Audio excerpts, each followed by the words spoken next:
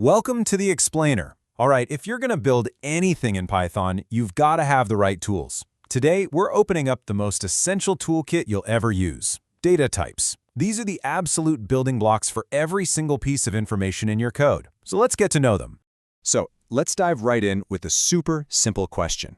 You've got the number 7, right? The one you'd use in math.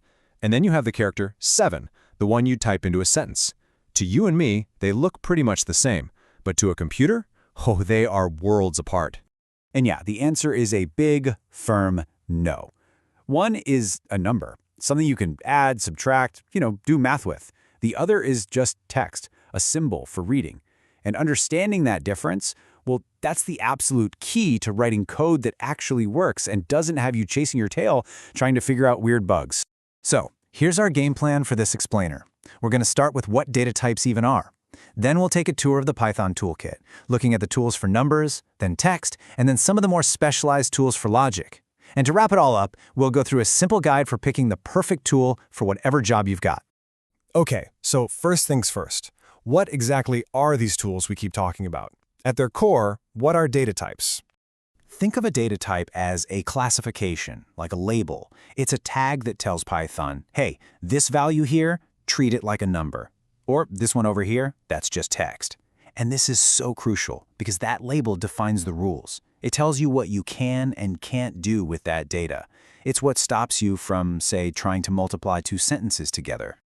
All right, let's open up that first compartment in our toolkit and take a look at the tools you're going to be using all the time for anything to do with numbers.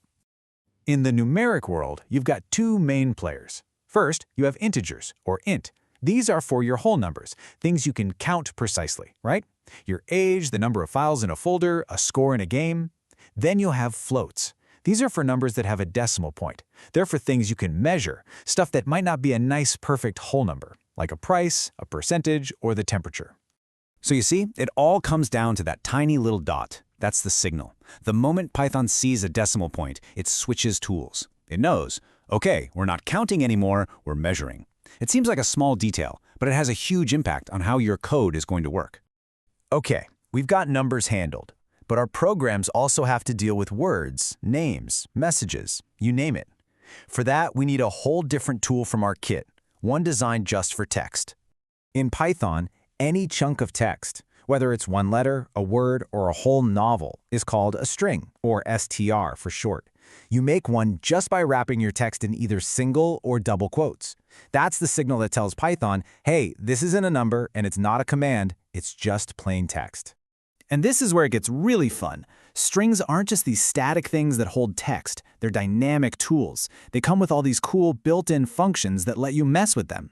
You can instantly change a whole message to uppercase with one command, or you can slice a sentence into a neat list of separate words. This is what makes handling text in Python so powerful and flexible. Okay, next up are a couple of specialized tools. These are for handling the true or false logic that drives all the decisions in your code, and for working with the raw data that computers understand at their core. First is the Boolean, or bool.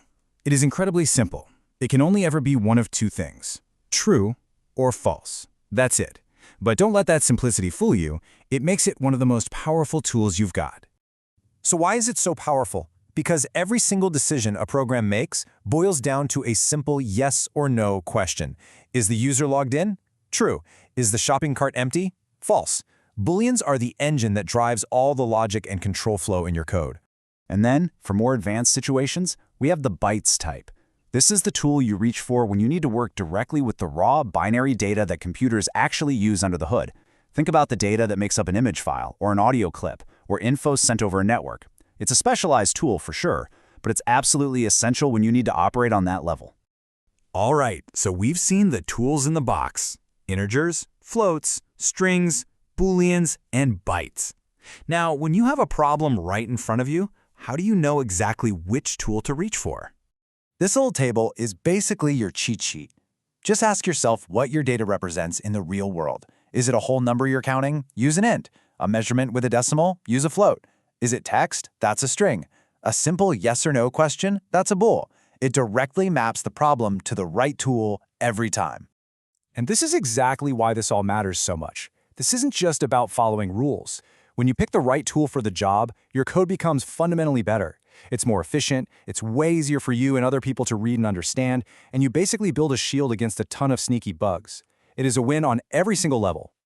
So here's the crucial takeaway. You now have a foundational toolkit. You can represent almost any kind of information your code needs to handle. You know the tools, and you have a guide for choosing the right one for the job. The only question left is, what problems are you going to solve with them?